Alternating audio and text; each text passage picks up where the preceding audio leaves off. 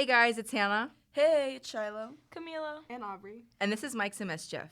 We're really excited to announce the launch of our podcast series called Mics and Mischief. Bringing representation to Gen Z, talking about relevant topics and questions, our mission is to engage, inform, entertain our listeners as we dive into the most relevant topics shaping our generation today, from social media trends to mental health activism and pop culture. Right.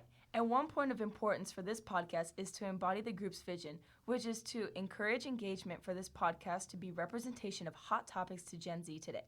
So comments, questions, and ideas are welcomed. With all that being said, our segments today will be over how kids or teens conduct themselves with strict parents as opposed to without them. Let's get into it.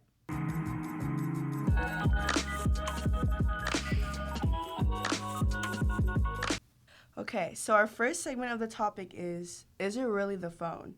Usually, strict parents, every time you get in trouble, they would always go back to the phone. That's how it is. And they try to dig up stuff on you, right. and go through everything. And it's always the diagnosis. My head hurts. It's because you've been on that phone. No, stop. Genuinely. I'm tired. It's your eyes on that phone. So we see that usually the phone is an easy target for blame for everything. Yeah, absolutely. Attitude. And another thing that I think they try is I have a really, compared to some kids, I have a pretty strict screen time. I only get 2 hours a day on my phone. What? Right. And so that's definitely been an avenue. No. One day I went over 10 or 20 minutes and my mom was like, okay, you don't get your phone for the whole next day. That's absolutely unacceptable. We've set this limit for you. And so a lot of times, not only with taking the phone, but parents also set these crazy restrictions. I don't have a search engine on my phone. So a lot of things you don't have social media. Yeah, that's crazy to me. Yeah, and so a lot of these things they do just genuinely look to the phone for control. And I do think a lot of these things, yes, they are trying to help me out. And I'm not a bad kid, so I don't do bad things typically. But I think they are trying to genuinely protect me. But at the same time, it is okay, so there are so many things that I cannot do that my peers can do, Yeah, Right. it's how far are you going to take the protection to the point where you can't even, do anything? Exactly. I understand how parents are protective of us, but the rules and regulations are too much. If you only get 2 hours of screen time, what's the point of having a phone if you can't even do anything on it? Yeah, and I think our panel is really well in the diversity specs because we see that Hannah and me are more on the stricter phone control, and we know that Aubrey and Shiloh, maybe y'all need to invest in that.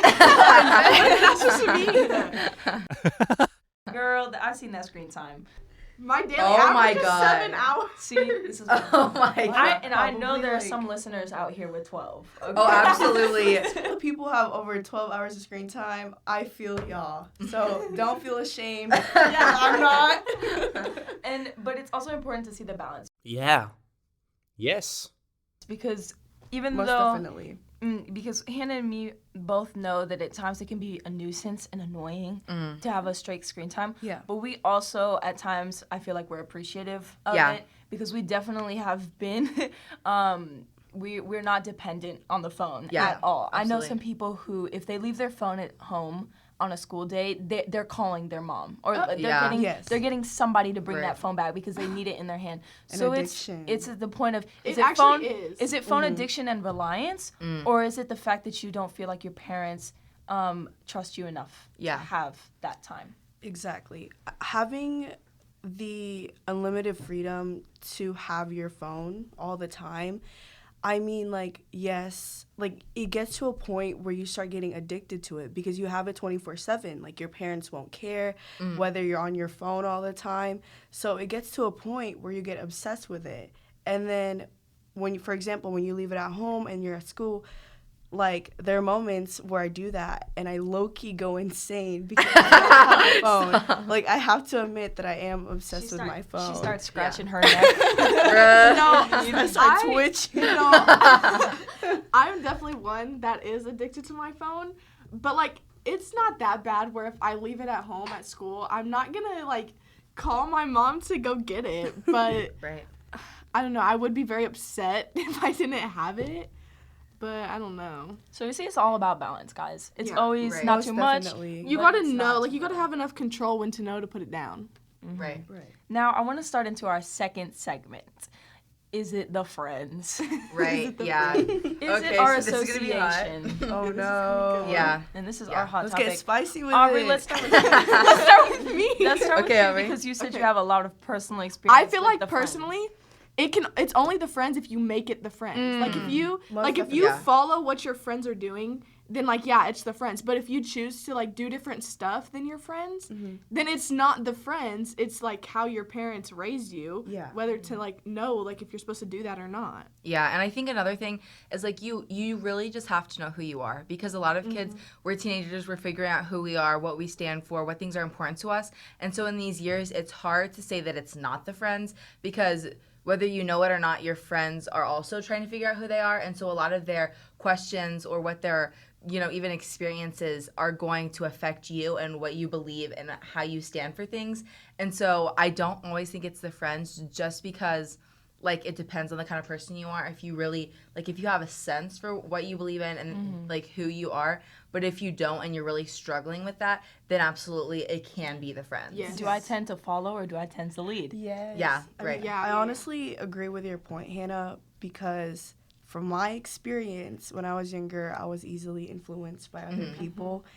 But like as you grow up, you discover who you really are and who your identity is. Yeah. And if you stand ground with who you really are, the people who come and go around your life won't affect it unless you choose to let them affect it.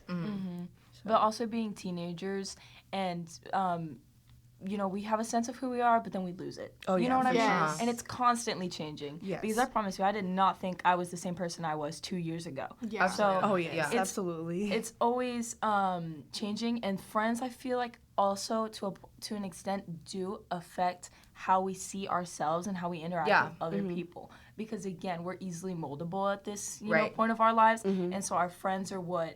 We're all bouncing back off of each other. Yeah. And that's why it's and important. I think another thing is I feel like friends affect your point of friends affect you no matter what. They absolutely do. I think the most important thing is how you look at what they've done. For example, like if a friend does something to you that's like really rough and like that really hurt you, they've affected you, but it's on you to decide how you're gonna look at that situation. And at the end of the day, I think that's what really counts, what really matters. Yeah, no, I definitely agree, because I've had some bad friends that done bad things, try to influence bad things. But you have choices. You can either choose to not let it influence you, not be their friend anymore, or feed into what they're doing too and do the same things. And so it's really just how much self-control you have and who you want to be, depending on if it's the friends or not. And you gotta be real with yourself. Exactly. You have to ask yourself. That's key. You gotta ask yourself, am I willing hard. to stand out? Am I willing to be independent from this that's group? hard. I've known this person for how many years, or I've been with this person for how long? And it's do I want to lose everything we had because of this, or what they've done, or what I see that they're doing now, but they weren't like that before. Yeah. So in this next topic, it's going to be me and Hannah exploring the influence of ChatGPT on learning.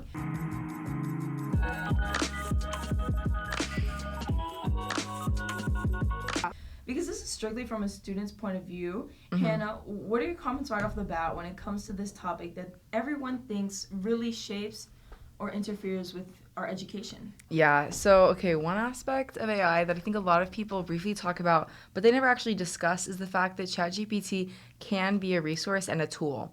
So many times teachers or adults just say, don't use ChatGPT or AI. And yes, when it comes to learning and inside the classroom, the boundaries in which AI is appropriate are hard to find.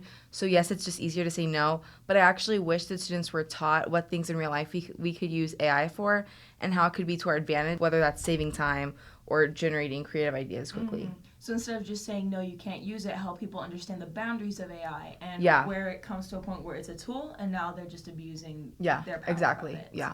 Yeah, definitely. And let's talk about the appropriate use of AI and how those who use it need to use it for what it is, which is a tool to help us, not a robot to do the job. Or even worse, people claim the work of AI as their own. And this happens in many different communities, not just in education. We've seen it in art, we've seen it in writing, we've seen it in photography. So it's just the balance. Yeah, and that's so interesting. There's so many things you could use AI for. And once again, I think because so many times people are don't use it, in general, people just then start using it for bad things. But I think if it was more like an open thing where it was like, feel like you can use AI for these things and it's actually beneficial, but these things are actually a no, then I think you'd see more creativity out of the use of it. Yeah, wouldn't it be scary to have to rely on like ChatGPT to be able to think? Right, because yeah. Learning is exercising your brain. But if we rely on AI to do the learning for us, our brain is a muscle. So if we stop working it out, it's just going to become mush. And I feel like it should be a really scary thought to some people to imagine a world where like humans have lost their ability of critical thinking and imaginative thinking because we've stopped exercising our brain and use AI to do humans' job, which is just being imaginative, being creative, using our emotions and portraying them in the things that we do. So if we use AI and we rely on that, like... Yeah, that's actually a really good thought. What, like, even right off the bat, can you think of some times whenever AI crosses that boundary of being, like, helping you be creative, and when it crosses the boundary to being like, no, this actually, like, is preventing learning?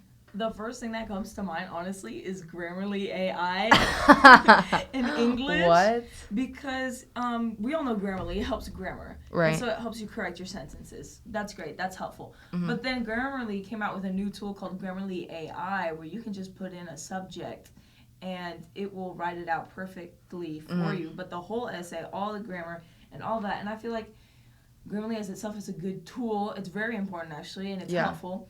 Grammarly AI, on the other hand, using it for outlines I think is good, and ideas, you know, or like where to find resources for an essay. Okay. But using it to have you write it, your whole essay, come on, don't use Grammarly AI as your little slave like that. No, I think that's actually a really good thought, and I didn't even think about that.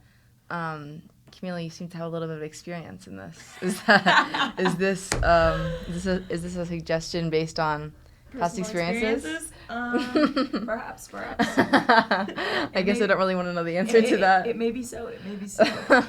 Okay, well, that's going to wrap up our first podcast episode. Let us know any comments, questions, or even possible segment ideas you would like to hear. Don't forget to follow us on Instagram, TikTok, and Spotify. Until next time, keep exploring, stay curious, and thanks for being part of the Mics and Mischief community. See you next time.